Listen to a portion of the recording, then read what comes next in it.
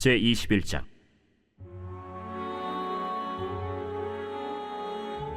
여호와께서 말씀하신 대로 사라를 돌보셨고 여호와께서 말씀하신 대로 사라에게 행하셨으므로 사라가 임신하고 하나님이 말씀하신 시기가 되어 노년의 아브라함에게 아들을 낳으니 아브라함이 그에게 태어난 아들 곧 사라가 자기에게 낳은 아들을 이름하여 이삭이라 하였고 그 아들 이삭이 난 지 8일 만에 그가 하나님이 명령하신 대로 할례를 행하였더라. 아브라함이 그의 아들 이삭이 그에게 태어날 때에 100세라.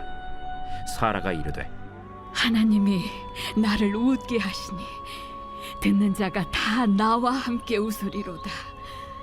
사라가 자식들을 젖먹이겠다고 누가 아브라함에게 말하였으리요마는 아브라함의 노경에 내가 아들을 낳았도다.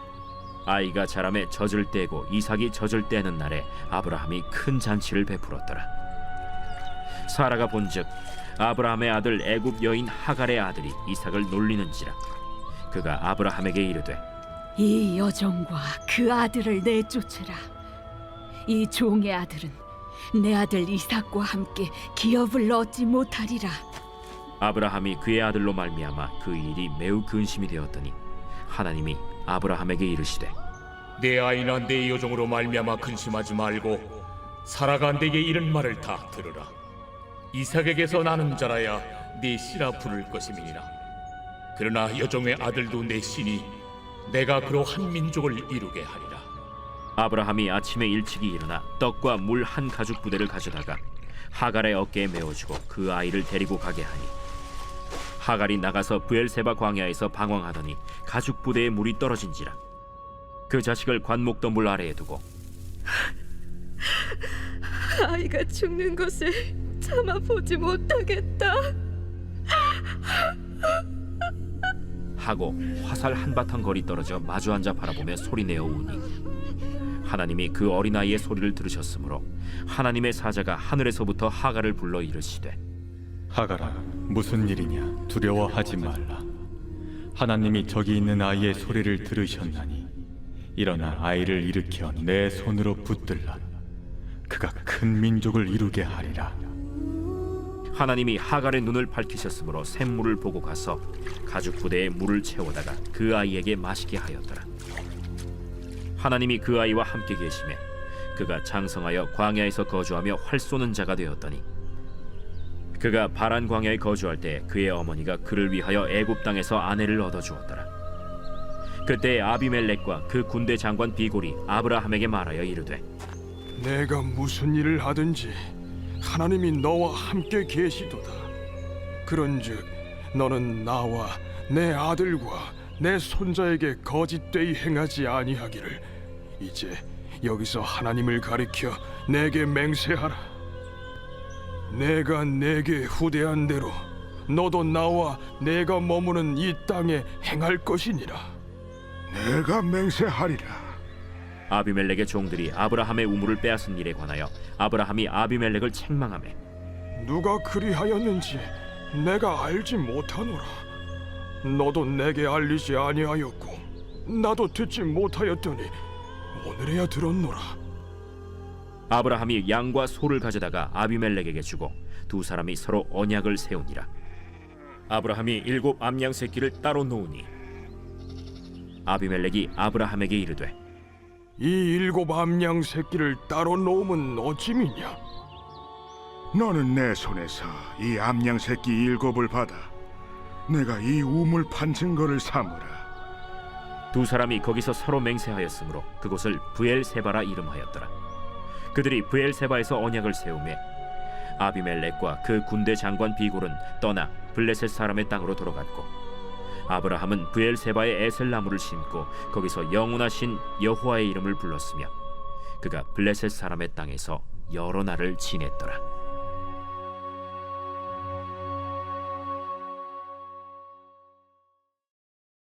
제22장.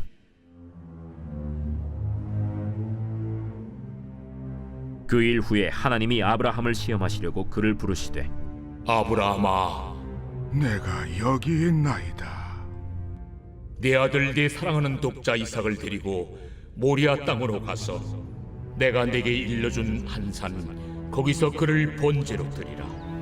아브라함이 아침에 일찍이 일어나 나귀의 안장을 지우고 두 종과 그의 아들 이삭을 데리고 번제에 쓸 나무를 쪼개어 가지고 떠나 하나님이 자기에게 일러주신 곳으로 가더니 제3일에 아브라함이 눈을 들어 그곳을 멀리 바라본지라. 이에 아브라함이 종들에게 이르되 너희는 나귀와 함께 여기서 기다리라. 내가 아이와 함께 저기 가서 예배하고 우리가 너희에게로 돌아오리라.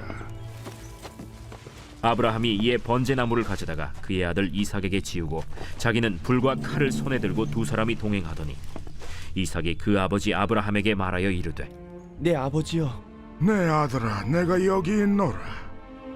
불과 나무는 있거니와 번제할 어린 양은 어디 있나이까? 내 아들아, 번제할 어린 양은 하나님이 자기를 위하여 친히 준비하시리라. 두 사람이 함께 나아가서 하나님이 그에게 일러주신 곳에 이른지라. 이에 아브라함이 그곳에 제단을 쌓고 나무를 버려놓고 그의 아들 이삭을 결박하여 제단 나무 위에 놓고 손을 내밀어 칼을 잡고 그 아들을 잡으려 하니 여호와의 사자가 하늘에서부터 그를 불러 이르시되 아브라함아, 아브라함아, 내가 여기 있나이다. 그 아이에게 내 손을 대지 말라. 그에게 아무 일도 하지 말라. 내가 내 아들, 내 독자까지도 내게 아끼지 아니하였으니 내가 이제야 내가 하나님을 경외하는 줄을 아노라. 아브라함이 눈을 들어 살펴본즉 한 순양이 뒤에 있는데 뿔이 수풀에 걸려 있는지라. 아브라함이 가서 그 순양을 가져다가 아들을 대신하여 번제로 드렸더라. 아브라함이 그 땅 이름을 여호와 이레라 하였으므로 오늘날까지 사람들이 이르기를 여호와의 산에서 준비되리라 하더라. 여호와의 사자가 하늘에서부터 두 번째 아브라함을 불러 여호와께서 이르시기를 내가 나를 가리켜 맹세하노니 내가 이같이 행하여 내 아들 내 독자도 아끼지 아니하였은즉 내가 내게 큰 복을 주고 내 씨가 크게 번성하여 하늘의 별과 같고 바닷가의 모래와 같게 하리니 내 씨가 그 대적의 성문을 차지하리라. 또 내 씨로 말미암아 천하 만민이 복을 받으리니 이는 내가 나의 말을 준행하였음이니라 하셨다. 이에 아브라함이 그의 종들에게로 돌아가서 함께 떠나 브엘세바에 이르러 거기 거주하였더라. 이 일 후에 어떤 사람이 아브라함에게 알리어 이르기를 밀가가 당신의 형제 나홀에게 자녀를 낳았다 하였더라. 그의 맏아들은 우스요 우스의 형제는 부스와 아람의 아버지 그무엘과 게셋과 하수와 빌다스와 이들랍과 부두엘이라. 이 8사람은 아브라함의 형제 나홀의 아내 밀가의 소생이며 부두엘은 리브가를 낳았고 나홀의 첩 르우마라 하는 자도 데바와 가함과 다하스와 마가를 낳았더라.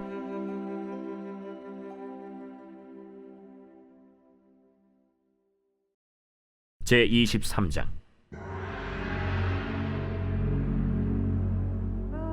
사라가 127세를 살았으니 이것이 곧 사라가 누린 햇수라. 사라가 가나안 땅 헤브론 곧 기럇 아르바에서 죽음에 아브라함이 들어가서 사라를 위하여 슬퍼하며 애통하다가 그 시신 앞에서 일어나 나가서 헷 족속에게 말하여 이르되 나는 당신들 중에 나그네요 거류하는 자이니 당신들 중에서 내게 매장할 소유지를 주어 내가 나의 죽은 자를 내 앞에서 내어다가 장사하게 하시오. 헷 족속이 아브라함에게 대답하여 이르되 내 주여 들으소서. 당신은 우리 가운데 있는 하나님이 세우신 지도자이시니 우리 묘실 중에서 좋은 것을 택하여 당신의 죽은 자를 장사하소서. 우리 중에서 자기 묘실에 당신의 죽은 자 장사함을 금할 자가 없으리이다. 아브라함이 일어나 그 땅 주민 헷 족속을 향하여 몸을 굽히고 그들에게 말하여 이르되 나로 나의 죽은 자를 내 앞에서 내어다가 장사하게 하는 일이 당신들의 뜻일진데 내 말을 듣고 나를 위하여 소할의 아들 에브론에게 구하여 그가 그의 판머리에 있는 그의 막벨라 굴을 내게 주도록 하되 충분한 대가를 받고 그 굴을 내게 주어 당신들 중에서 매장할 소유지가 되게 하기를 원하노라. 에브론이 헷 족속 중에 앉아있더니 그가 헷 족속 곧 성문에 들어온 모든 자가 듣는 데서 아브라함에게 대답하여 이르되 내 주여, 그리 마시고 내 말을 들으소서. 내가 그 밭을 당신에게 드리고 그 속의 굴도 내가 당신에게 드리되 내가 내 동족 앞에서 당신에게 드리오니 당신의 죽은 자를 장사하소서. 아브라함이 이에 그 땅의 백성 앞에서 몸을 굽히고 그 땅의 백성이 듣는 데서 에브론에게 말하여 이르되 당신이 합당히 여기면 청하건대 내 말을 들으시오. 내가 그 밭값을 당신에게 주리니 당신은 내게서 받으시오. 내가 나의 죽은 자를 거기 장사하겠노라. 에브론이 아브라함에게 대답하여 이르되 내 주여, 내 말을 들으소서. 땅값은 은 400세겔이나 그것이 나와 당신 사이에 무슨 문제가 되리이까? 당신의 죽은 자를 장사하소서. 아브라함이 에브론의 말을 따라 에브론이 헷 족속이 듣는 데서 말한 대로 상인이 통용하는 은 400세겔을 달아 에브론에게 주었더니 마므레 앞 막벨라에 있는 에브론의 밭 곧 그 밭과 거기에 속한 굴과 그 밭과 그 주위에 둘린 모든 나무가 성문에 들어온 모든 헷 족속이 보는 데서 아브라함의 소유로 확정된지라. 그 후에 아브라함이 그 아내 사라를 가나안 땅 마므레 앞 막벨라 밭 굴에 장사하였더라. 마므레는 곧 헤브론이라. 이와 같이 그 밭과 거기에 속한 굴이 헷 족속으로부터 아브라함이 매장할 소유지로 확정되었더라.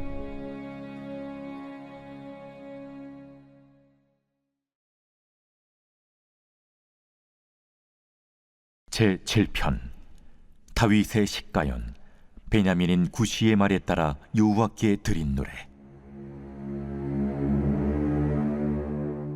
여호와 내 하나님이여, 내가 죽게 피하오니 나를 쫓아오는 모든 자들에게서 나를 구원하여 내소서. 건져낼 자가 없으면 그들이 사자같이 나를 찢고 뜯을까 하나이다. 여호와 내 하나님이여, 내가 이런 일을 행하였거나 내 손에 죄악이 있거나 화친한 자를 악으로 갚았거나 내 대적에게서 까닭없이 빼앗았거든 원수가 나의 영혼을 쫓아잡아 내 생명을 땅에 짓밟게 하고 내 영광을 먼지 속에 살게 하소서. 여호와여, 진노로 일어나사 내 대적들의 노를 막으시며 나를 위하여 깨소서. 주께서 심판을 명령하셨나이다. 민족들의 모임이 주를 두르게 하시고 그 위 높은 자리에 돌아오소서. 여호와께서 만민에게 심판을 행하시오니 여호와여, 나의 의와 나의 성실함을 따라 나를 심판하소서. 악인의 악을 끊고 의인을 세우소서. 의로우신 하나님이 사람의 마음과 양심을 감찰하시나이다. 나의 방패는 마음이 정직한 자를 구원하시는 하나님께 있도다. 하나님은 의로우신 재판장이시며 매일 분노하시는 하나님이시로다. 사람이 회개하지 아니하면 그가 그의 칼을 가시며 그의 활을 이미 당기어 예비하셨도다. 죽일 도구를 또한 예비하시며 그가 만든 화살은 불화살들이로다. 악인이 죄악을 낳으며 재앙을 베어 거짓을 낳았도다. 그가 웅덩이를 파만드며 제가 만든 함정에 빠졌도다. 그의 재앙은 자기 머리로 돌아가고 그의 포악은 자기 정수리에 내리리로다. 내가 여호와께 그의 의의를 따라 감사하며 지존하신 여호와의 이름을 찬양하리로다.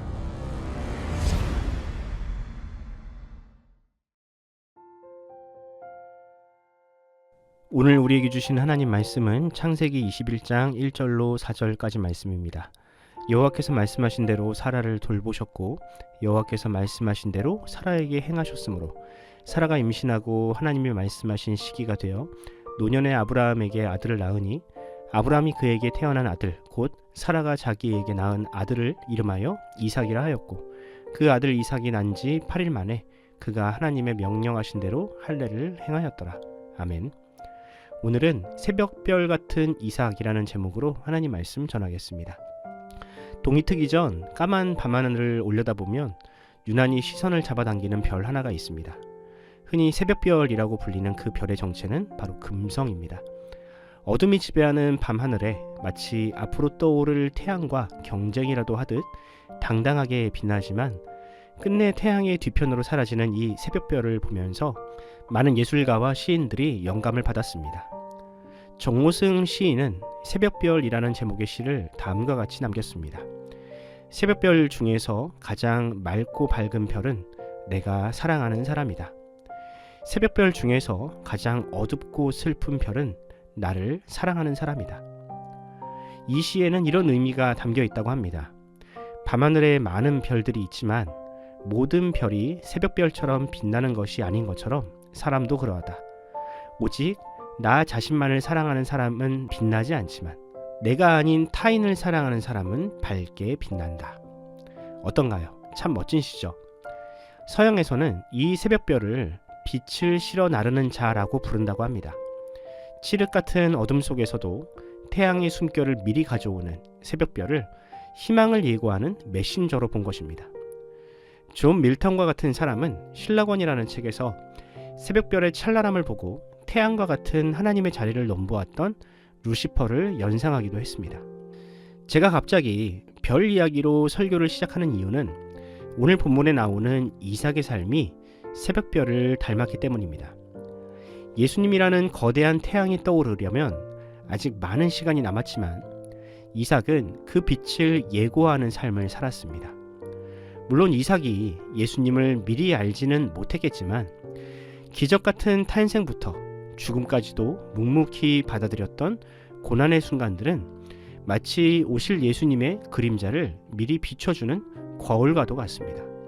오늘 본문에도 그런 빛이 담겨 있는데요. 과연 이삭의 탄생을 기록한 이 말씀이 예수님의 어떤 면을 비추고 있으며 그 빛이 오늘의 우리에게는 어떻게 나타나는지 오늘 본문을 통해 살펴보도록 하겠습니다. 본문 1절은 여호와께서 말씀하신 대로 사라를 돌보셨다라는 문장으로 시작됩니다. 여기서 돌보셨다라는 단어를 개역 한글에서는 권고하셨다라는 다소 어려운 말로 번역했는데요. 이 단어를 영어 성경으로 보면 visited, 방문하셨다 혹은 찾아오셨다로 번역하고 있습니다. 이 말은 사라가 임신을 하고 출산을 할 수 있었던 것은 하나님께서 인간의 삶에 직접적으로 개입하셨던 결과라는 뜻입니다. 하나님께서 사람의 모습으로 오셔서 아브라함의 집에 방문하시니 생명을 잉태하지 못하여 죽은 것과 다름없었던 사라의 몸에서 새로운 생명이 태어나는 놀라운 일이 벌어진 것입니다. 예수님의 어머니였던 마리아에게도 이와 비슷한 일이 일어났습니다. 생물학적으로만 본다면 사라와 마리아는 완전히 동일한 상태라고 할 수 있는데요. 한 사람은 나이가 들어 생리를 하지 못하는 여성이었고 다른 한 사람은 젊은 여성이기는 했으나 남자와 관계를 맺지 못하므로 임신을 할 수 없는 상태였죠. 하지만 하나님의 방문이라는 동일한 계기를 통하여 두 여인 모두 불가능한 임신을 하게 되었습니다. 물론 하나님께서 방문하시는 방법은 좀 달랐습니다. 사라에게 방문한 하나님은 잠시 잠깐의 방문이었다면 마리아를 방문하실 때는 그녀의 태 속으로 들어가는 방식이었죠. 이처럼 하나님의 방문이라는 사건은 죽은 사람을 살리고 생명을 주는 기쁜 소식으로 이어졌습니다. 이삭이 자신의 이름대로 아브라함에게 큰 기쁨을 준 것처럼 예수 그리스도 역시 만민에게 큰 기쁨을 주는 좋은 소식이 된 것입니다. 그뿐입니까? 이삭이 청년이던 시절 그의 아버지 아브라함과 함께 올랐던 모리아산은 예수님의 골고다와 많이 닮아 있습니다. 예수님이 자신이 매달릴 십자가를 지고 골고다를 오르신 것처럼 이삭도 자신을 불사를 나무를 지고 산을 올랐습니다. 또 예수님께서 도수장으로 끌려가는 어린 양처럼 묵묵하게 십자가에 달리신 것처럼 이삭도 자신의 생명을 취하려는 아버지 아브라함의 손길에 반항하지 않았습니다. 100살이 넘은 아버지를 힘으로 제압하려면 얼마든지 할 수 있는 나이였지만 이삭은 묵묵히 제단에 누워 자신의 생명을 아버지께 맡겼습니다. 예수님과 이삭의 차이라고 한다면 이삭은 예수님처럼 죽지는 않았다는 사실입니다. 하나님은 이삭의 생명을 취하려는 아브라함을 멈춰 세우시고 그의 눈을 열어 옆에 있던 순양을 보여주셨습니다. 그리고 그 순양의 죽음으로 이삭의 생명을 대신하게 하셨죠. 하나님은 이 사건을 통해 누군가의 생명을 대신할 수 있는 대속의 원리를 보여주셨습니다. 또 우리는 이삭을 통해 부활의 첫 열매 되시는 예수님을 발견할 수 있습니다. 물론 이삭은 예수님처럼 죽지는 않았지만 히브리서 기자는 아브라함이 이삭을 죽은 자 가운데에서 도로 받은 것과 같다고 평가합니다. 즉 아브라함은 그 마음에서 이미 이삭을 죽였으며 이삭이 살아 돌아오는 것은 마치 부활을 경험한 것과 같은 감동이 있었다는 뜻입니다. 이처럼 이삭은 복음이 희미하던 그 시절에도 하나님과 예수님을 보여주는 빛과 같은 삶, 새벽별의 삶을 살았습니다. 사람들은 아브라함과 이삭을 보며 하나님이 어떤 분이신지 알게 되었고 하나님을 경외하게 되었습니다. 이제 하나님은 지금 우리에게도 그와 같은 삶을 살 것을 요구하십니다. 우리에게도 이삭에게 주셨던 그 은혜를 주시고 이삭처럼 예수님을 드러내는 새벽별이 될 것을 명령하셨습니다. 생각해보면 우리도 이삭과 많은 부분에서 닮아 있습니다. 하나님께서 아브라함의 집에 방문하심으로 이삭이 태어났다면 임마누엘의 주님께서 이 땅에 오심으로 성도라는 존재가 태어날 수 있었습니다. 또 하나님은 과거처럼 잠시 잠깐의 방문으로 끝내지 않으시고 성령님을 통해 우리와 항상 함께 하시죠. 또 예수님은 이삭처럼 우리에게도 자기 십자가를 지는 삶을 살라고 명령하셨습니다. 주를 위한 고난이 싫다고 그 십자가를 내려놓거나 고난을 회피하려 한다면 그것은 이삭을 통해 미리 보여준 정답과는 정반대라는 것입니다. 사랑하는 성도 여러분, 이삭은 단지 장차 오실 예수님을 보여주는 새벽별일 뿐 아니라 성도가 이 땅에서 어떻게 살아야 하는지를 보여주는 북극성으로 살았습니다. 예수 닮은 인생이란 무엇이며 하나님께서 그 인생을 통해 어떻게 역사하시는지를 보여주는 살아있는 증인으로 살았습니다. 여러분은 이 땅에서 예수님과 하나님 나라를 보여주는 새벽별로 살고 계십니까? 이삭처럼 누군가에게 기쁨과 웃음을 주는 선물 같은 인생으로 살고 있나요? 여러분을 통해 누군가가 구원을 얻는 생명사역이 일어나고 있습니까? 바라기는 여러분을 통해 하나님과 동행하는 사람이 얼마나 행복한 인생을 살 것이며 예수 그리스도의 죽음과 부활이 동시에 역사하는 삶이 무엇인지 보여주는 복된 인생이 되기를 바랍니다. 오늘 하루 주께서 여러분을 그와 같이 사용하시기를 간절히 소원합니다. 기도하겠습니다. 사랑과 은혜가 풍성하신 하나님 아버지, 오늘도 우리에게 새날을 열어주시고 말씀으로 충만케 하시니 감사드립니다. 주님, 이 시간 말씀을 의지하여 주님께 간구합니다. 다친 사라의 태를 여시고 그 몸에 생명을 주신 것처럼 메마른 우리의 심령에도 하나님의 은혜의 생기를 불어넣어 주시옵소서. 이삭이 자신에게 주어진 삶을 신실하게 살아 하나님 나라를 이 땅에 보여준 것처럼 우리도 이 세상 속에서 예수님을 드러내는 새벽별 같은 삶을 살게 하여 주시옵소서. 이삭이 자기 짐을 지고 모리아 산을 오른 것처럼 우리도 우리에게 맡겨진 십자가를 지고 주를 따라가는 제자의 삶을 살게 하여 주옵소서. 그 어느 때보다 세상에 어둠이 짙어지는 이때에 우리의 삶이 주님의 빛을 미리 전하는 희망의 별이 되게 하여 주옵소서.